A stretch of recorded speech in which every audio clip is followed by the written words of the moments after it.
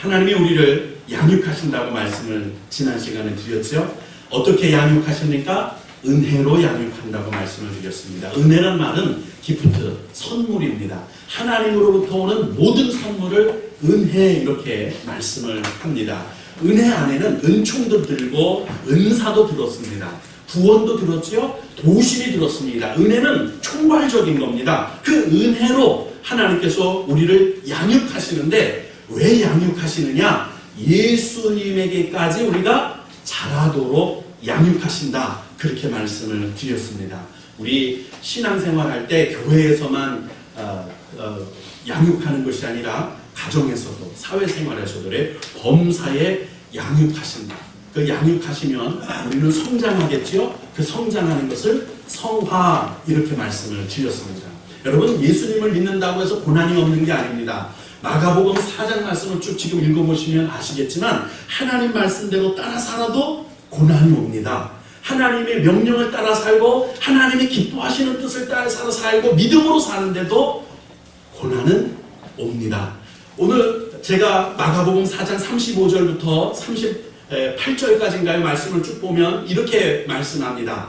오병이의 기적을 일으키신 주님께서 야 이제 바다 건너편으로 가자 해서 주님이 가자고 해서 출발을 했습니다. 그래 그 배 타고 갔으면 주님이 가자셔 가셨고 주님 따라갔으면 고난이 없어야 되는데 광풍이 불어 비바람이 불어쳐서 배가 침몰하게 되었습니다. 아니 말씀을 따라 안 산 게 아니에요. 말씀대로 했습니다. 그런데 예수님을 떠난 것도 아니에요. 예수님과 한 배에 타고 있었습니다. 그런데도 비바람이 고난이 환난이 질병이 고통이 역시 옵니다. 왜 그렇습니까? 우리를 양육하시기 위해서입니다. 요셉이 하나님의 꿈을 따라 살지 않았습니까? 하나님께서 주신 꿈을 따라 살았습니다. 그 꿈을 믿고 살았습니다. 그런데 그 꿈을 노예가 되어버렸습니다. 그 꿈을 믿고 신뢰하고 하나님을 따라 살았더니 옥살이를 했습니다. 왜 그러셨습니까? 양육하셔서 총리가 되게 하시려고 또 열방을 구원하시려고 고난을 주신 거예요. 예수 믿는다고 고난이 없는 게 아닙니다. 다윗이 하나님이 주신 마음을 따라 공의와 정직과 성실하게 살았습니다. 그런데도 그는 사울에게 쫓기는 고난을 죽을 고비를 수없이 넘기고 블레셋에 망명까지 하고 비친 척까지 해야 사는 환난과 고난을 당했습니다. 그가 하나님의 뜻대로 살지 않았나요? 하나님의 명령대로 살지 않았나요? 하나님이 말씀하시기를 내 마음에 합한 자라 한 게 바로 다윗이었습니다. 근데 합한 마음대로 사는데도 고난이 있었습니다. 여러분과 저에게 예수 믿는 과정 속에 많은 고난은 하나님께서 우리를 양육하시려고 주시는 은혜인 줄로 믿습니다. 네. 그러면 어떻게 양육하신다고요? 은혜로 양육하시는 거예요. 은혜. 그러니까 고난이 오는 것도 질병이 있는 것도 내가 지금 슬픔을 당하는 것도 사실은 하나님의 은혜의 과정 속에 속하는 거예요. 뭘 보면 알 수 있어요? 하나님이 나를 양육하시기 때문에 지금 고난이 있어도 슬픔이 있어도 아픔이 있어도 고통이 있어도 결과를 보면 하나님께서 나를 양육하시는구나를 알 수 있습니다. 다윗의 결과가 어땠습니까? 요셉의 결과가 어땠습니까? 풍랑을 만났던 제자들은 양육되어서 12제자가 됩니다. 그들이 성령을 받아서 마가다라 다락방에서 성령 충만해서 어떤 때는 3,000명을 회개시키기도 하고 5,000명이 한꺼번에 예수를 믿게 하는 놀라운 기적을 일으키는 놀라운 결과를 가져옵니다. 지금 여러분과 제가 당하는 고난이나 슬픔은 하나님의 은혜의 양육입니다. 그 양육의 결과를 바라보고 인내하고 참고 바라보고 소망하고 살아가실 수 있길 주님의 이름으로 축복합니다. 네. 어떻게 양육하시느냐? 하나님의 은혜를 주셔서 우리가 버려야 할 것을 버리게 합니다. 경건하지 않은 것, 이 세상 정욕 다 버리게 하시는 거예요. 양육하시되 그렇게 버리도록 하나님께서 하십니다. 계시록에도 말씀합니다. 우리의 입는 옷을 날마다 빠는 자 하나님께서 복을 주신다. 생명나무로 나가게 하신다 말씀하셔요. 근데 그게 우리가 버리는 악한 습관, 악한 것들, 질병들, 악한 인격, 성품, 지질, 우리에게는 더럽고 추악한 지금까지 비하한 것, 언어, 모든 것들 우리의 삶의 사고방식, 이 모든 더러운 것들을 버리는 게 얼마나 어려운지 몰라요. 담배 끊어본 사람은 알 겁니다. 담배 끊는 것이 죽기보다도 더 힘들답니다. 근데 성령이 임하시면 쉽습니다. 할렐루야. 쉽게 하는 방법이 있습니다. 여기 이만한 공이 있다고 상상해 보십시오. 내가 이렇게 구름진대로 내려가면 아무리 골려 올려도 아무리 뻥뻥 차도 다시 나한테로 굴러 내려옵니다. 내가 낮은 곳에 있으면 이렇게 축구장 같은 데 생각해 보세요. 이렇게 된 깔때기처럼 된데 내 맨 밑에서 아무리 걷어차 올려보세요. 그걸 넘기기 전에는 계속 나한테 굴렸더라고요. 반대로 내가 이렇게 된 데가 있다고 생각해 보십시다. 여기가 길갈이라는 곳이에요. 길갈은 이렇게 높습니다. 그 높은 꼭대기에 올라가서 공을 갖다 놓고 한번 굴려 내려보려고 해보세요. 아마 차려고 하기도 전에 자기가 알아서 굴려 내려갈 겁니다. 왜 하나님께서 길갈로 올라가게 하셨느냐면 우리 죄가 우리에게로 자꾸 달겨드는데 자꾸 나한테 밀어붙는데 내가 지나철 같아서 아무리 죄를 띄어내려고 해도 아무리 습관과 가치관과 인격과 기질과 나쁜 것들을 다 나의 버릇 같은 것들을 버리려고 해도 자꾸 나에게 늘어붙어서 버리기가 힘든데 하나님께서 나를 길갈에 세우는 거예요. 길갈은 굴러가게 한다는 거예요. 그곳에 축구공 갖다 놓고 한번 차보려고 해보세요. 살짝만 건드려도 그냥 떼굴떼굴 굴러내려갑니다. 여러분의 나쁜 기질, 나쁜 습관, 나쁜 가치관, 나쁜 버릇 중독된 것도 마찬가지예요. 하나님의 은혜를 받아서 내가 길갈에만 올라서면 하나님의 은혜를 입어서 내가 높아지기만 하면 하나님께로 가까이 나가기만 하면 절로 굴러내려가는 것이 바로 죄입니다. 습관입니다. 이렇게 하나님께서는 우리에게서 버려야 할 것들을 그냥 흔들기만 하면 내 몸에 붙었던 것 나쁜 것들이 떼굴떼굴 다 굴러가도록 하나님께서 은혜 베푸시는 줄로 믿습니다. 정말로 여러분 우리는 천국의 소망을 갖고 사는 거 맞죠? 하나님께서 주신 영생을 누리면서 사는데 내 전 모든 소망이 걸린 거 맞죠? 그렇다면 자기를 깨끗하게 하는데 전심 전력을 다 몸부림치면서 자기를 깨끗하게 하는 삶을 살아야 할 줄로 믿습니다. 할렐루야. 정말 나는 깨끗한 삶을 위해서 몸부림치십니까? 그렇게 몸부림치면서 살고 주님께서 또 나를 길갈에 올려두셔서 나의 더러운 습관, 악한 질병, 모든 더러운 유혹, 미혹하는 것들, 나의 굴복했던 모든 것들이 다 내게서 훌훌 다 굴러가 버리기를 주님의 이름으로 축복합니다. 그리고 더러운 것들을 다 나로부터 굴려버린 깨끗한 도화제와 같은 나한테 제2단계로 성장, 하나님의 은혜를 베푸시는 것이 있는데요. 어떻게 하느냐면 신중하게 살게 합니다. 덤벙덤벙 사시게 그냥 대충대충 띄엄띄엄 살게 하지 않으신다는 말씀이세요.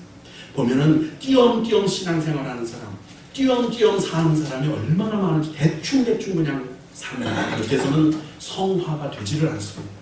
그리고 의로움과 경건함으로 이 세상에 살게 하시는 하나님이심을 믿습니다. 여러분 오늘 주님을 영접하고 주님을 향해 내 삶을 다 전부 드리기로 결심하고 결단했다면 신중해질 수 있도록 자신의 중심 가운데 말씀의 능력으로 꼭 채우시기를 주님 이름으로 축복합니다. 생활의 현장에서 죄악이 우리를 얼마나 미혹합니까? 삐딱하면 다윗도 실패해서 밧세바한테 미혹당해 실족해서 넘어졌습니다. 우리는 방심하면 신중하지 않으면 언제든지 죄의 미혹에 넘어질 수밖에 없는 연약한 존재예요. 연약합니다. 아니 다윗 같은 사람도 넘어졌는데 우리라고 안 넘어지겠습니까? 아브라함도 넘어졌었어요. 오죽하면 자기 아내 보고 누구라고 그랬을까? 이삭도 마찬가지예요. 야곱도 그랬어요. 세상에 신중하지 않았다가 아는데도 성공한 사람은 없습니다. 우리가 길 가다가 넘어지는 이유는 엄청난 바위에 걸려 넘어지는 게 결코 아닙니다. 눈에 잘 띄지도 않는 조만한 돌에 걸려 넘어지는 거예요. 신중해야 합니다. 신중해야 돼요. 그리고 의로움으로 산다는 것은 하나님의 뜻대로 사는 걸 말합니다. 의인이 어디 있느냐? 소돔에서 고모라에서 의인을 찾았었습니다. 그 의인은 하나님의 뜻대로 사는 사람, 하나님을 믿음으로 사는 사람을 의인이라고 합니다. 여러분 살면서 아직도 내 고집으로 사십니까? 내 뜻대로 사십니까? 그러면 아직 의로움이 아니세요. 하나님의 뜻대로 사는 거예요. 성경에 기록한 말씀을 순종하고 사는 게 의로운 삶이에요. 아직도 내 가치관 가지고 내 경험, 내 지식 가지고 살면 의로운 삶이 아니라는 거예요. 하나님의 말씀대로 순종하며 살기를 주님의 이름으로 축복합니다. 그리고 경건한 삶은요, 우리 가끔 이런 얘기 들어보셨을 거예요. 오늘은 경건해 하고 시작합시다. 경건해 하십시다. 미션 스쿨 다니는 사람들은 더 잘할 거예요. 경건해라는 게 있어요. 그게 뭐죠? 예배를 말합니다. 예배를 드리는 거예요. 근데 지금 이 시간만 예배가 아니라 월요일부터 토요일까지 예배하는 삶을 가정에서 사회에서 사는 것, 그게 경건한 삶이세요. 예배하는 것처럼, 아니 예배하는 것으로 하나님 앞에서 하나님 종전에서 사는 것, 그것이 예배입니다. 그렇게 살던 것을 오늘 주일날 나와서 하나님께 결산을 드리는 것이 예배인 줄로 믿습니다. 삶이 예배가 되기를 주님의 이름으로 축복합니다. 그리고 우리를 성화되도록 양육하는데 예수님을 닮아가는 것 아니겠어요? 그럼 예수님이 어떤 부분을 봐야 될까요? 전지전능한 부분은 우리가 따라갈 수 있는 게 아니에요. 그건 하나님의 나라에 가면 하나님이 우리에게 주실 거고요. 성령께서 우리가 필요한 만큼 성령의 능력으로 은사로 살 수 있도록 주실 거예요. 그건 닮을 수가 없어요. 그건 쫓아갈 수가 없어요. 그런데 따라가야 하는 것은 예수님의 성품을 따라가야 하는 거예요. 예수님의 인품을 따라 사는 거예요. 그걸 성화라고 해요. 예수님을 성품은 만왕의 왕이시다, 평강의 왕이시다, 여러 가지 내용이 있는데 이사야서에 보면 예수님에 대해서, 인품에 대해서 말씀하신 것이 딱 한 구절 나와요. 연한 순 같다. 여러분, 연한 순 따다가 묵나물도 해드시고 무침나물도 해드시죠? 부드럽기 때문이에요. 여러분의 성품은 어떻습니까? 대꽃챙이 같습니까? 부드럽습니까? 우리의 성품은, 우리의 성격은 어떻습니까? 날카롭습니까? 아직도 자존심이 삐쭉삐쭉 튀어나와 있습니까? 연한 순 같아야 합니다. 우리 심성이 고와져야 한다는 뜻이에요. 우리 심성이 먼저 고와져야 합니다. 내 생활에서, 내 사람들 중에 내 언어, 내 말하는 것, 내 눈짓, 내 손짓, 아니 내 진심이 드러나야 되는 거예요. 그냥 가식적이고 위선적인, 그랬어요, 이런 거 말고 내 중심 뱃속에서부터 성령의 능력이 나를 변화시킨 그 인품과 그 심성이 말로 교제 가운데 드러나야 할 줄로 믿습니다. 남을 상처 주는 말, 남을 해롭게 하는 말, 남을 비웃는 말, 수근수근하는 말, 이런 것들은 입에 담지도 말라고 성경에 말씀하고 있습니다. 경박해서는 안 돼요. 신중하게 고운 심성으로 사시기를, 우리 생활이 예수님처럼 고상해지기를 주님의 이름으로 축복합니다. 이렇게 사는 하나님의 백성을 뭐라고 그러느냐? 오늘 본문에 선한 일을 열심히 하는 백성이다, 14절에 그렇게 말씀합니다. 그리고 이 선한 일을 열심히 하는 백성을 만들기 위해서 예수님은 당신 자신을 십자가에 내어 우리에게 주셨답니다. 자신을 주시는 선한 일을 열심히 하는 자기 백성이 되게 하려고, 그게 목표예요. 예수 믿어서 그냥 잘 먹고 잘 살아라 그렇게 하는 것이 아니라 선한 일을 열심히 하는 사람. 여러분, 선한 일은요, 자기 자신에게 하는 걸 말하는 게 아니에요. 내 바깥에 나와 연결된 사람들에게 하는 것이 선한 일이에요. 상대성이 있다는 뜻이에요. 사랑은 혼자 할 수 없어요. 사랑도 관계가 있어야 돼요. 선한 일은 반드시 관계가 있어요. 여러분의 아내에게 선한 사람입니까? 아니면 깍쟁이 같은 사람입니까? 여러분의 남편에게 나는 선한 사람입니까? 아니면 야멸찬 사람입니까? 우리 교회에서 여러분은 선한 사람입니까? 아니면 그런 사람입니까? 사회에서, 마을에서 여러분은 어떤 사람입니까? 그 사람 괜찮아, 사귈만 해. 아이고, 그 사람은 얘기도 하지 마요. 어떤 사람입니까? 여러분, 선한 일을 열심히 하는 자기 백성이 되게 하려고 주님이 우리를 대신해서 십자가에 당신을 내어주셨다고 말씀하고 있습니다. 그럼 우리 여러분, 복받는 것이 신앙의 목표가 돼서는 절대로 안 돼요. 성령의 은사, 가장 은사 많습니다. 방언, 통역, 은사, 병고침에 여러 가지가 있어요. 중요합니다. 복받는 거 중요해요. 근데 그것이 목표가 아니에요. 그것은 내가 예수님을 닮아가는 데 사용되는 성화의 도구, 내가 사용할 수 있는 내가 가진 도구일 수밖에 없어요. 내가 가야 할 곳은 서울입니다. 서울에 가려면 뭐가 필요하죠? 돈이 필요합니다. 뭐가 필요하죠? 나는 그 사람들과 통할 말이 필요합니다. 언어도 필요하고 또 시간표도 알아야 되고 버스가 언제 오는지 여러 가지를 알아야 돼요. 또 내가 버스 표를 살 수 있는 재능도 갖고 있어요. 그거 뭐 버스표 못 사서 버스 못 타는 사람 예전에 좀 봤어요. 이게 은사예요. 버스표 사는 게 목적이 아니란 얘기예요. 돈을 가지고 있는 게 목적이 아니에요. 그 돈으로 버스표 사서 서울 가는 게 목적이에요. 우리의 목적은 예수 그리스도를 닮아서 고상하게 예수님 하나님이 기뻐하시는 삶, 선한 일을 열심히 하는 삶, 하나님이 기뻐하시는 삶, 세상 사람들이 감당할 수 없는 은혜의 사람이 되어야 할 줄로 믿습니다. 할렐루야. 이렇게 사는 데는요, 우리도 좀 열심을 내야 돼요.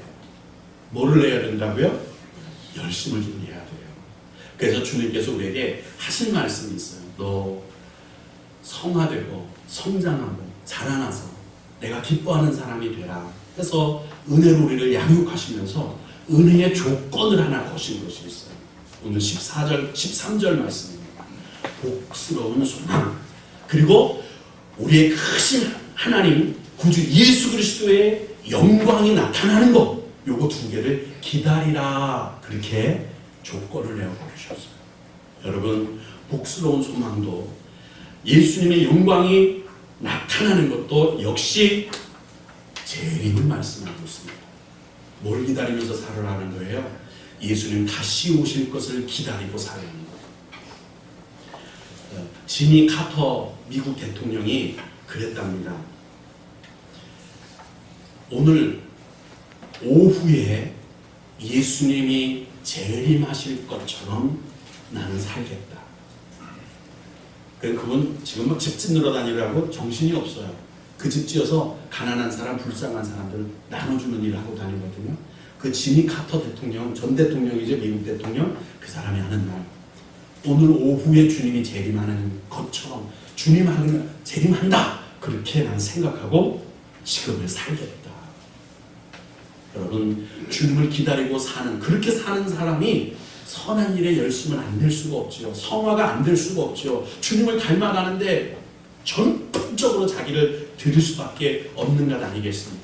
그래서 재림을 바라보며 살 때, 그렇게 은혜로 양육받을 때 더 부지런히 성화가 될 줄로 믿습니다. 여러분, 시험이 없다면 누가 열심히 공부합니까? 예수님이 재림하시지 않는다면, 예수님이 우리에게 상급을 주시겠다는 약속이 없다면, 너는 어떤 일은 하늘에서 해와 같이, 달과 같이 또 별과 별들의 영광으로 빛날 거라고 말씀하신 것이 없다면, 다니엘서의 별과 별들의 영광이 다르더라고 말씀한 그 말씀이 우리에게 소망이 없다면, 누가 고난의 시험을, 누가 환난의 시험을, 누가 하나님이 주신 우리의 연단의 시험을 극복해내는데, 자기를 성화시키는데 열심을 내지 않을까요? 여러분, 살면서 눈물의 골짜기를 걸어갈 수도 있어요. 사망의 음침한 골짜기도 분명히 있을 겁니다. 그럴 때마다 낙심하시고 시험 들었다 하시겠습니까? 이기고 극복하고 주님의 상주심을 바라보고 예수님을 그럴 때마다 더 잘 닮아갈 수 있는, 그때마다 나의 모난 부분을 깎아내서 내가 동글동글 해줘야 길 가라서 굴려도 잘 굴러가는 거지, 내 몸 반듯반듯한 거 아무리 언덕 위에 놓고 굴리려고 해도 굴러가지는 않아요. 내가 굴러가려면, 내 죄가 굴러가려면 동글동글 해줘야 돼. 편하게 내가 그리스도를 닮아가는, 그래서 주님이 기뻐하시는 은혜의 성도가 되시기를 주님의 이름으로 축복합니다. 기도하시겠습니다.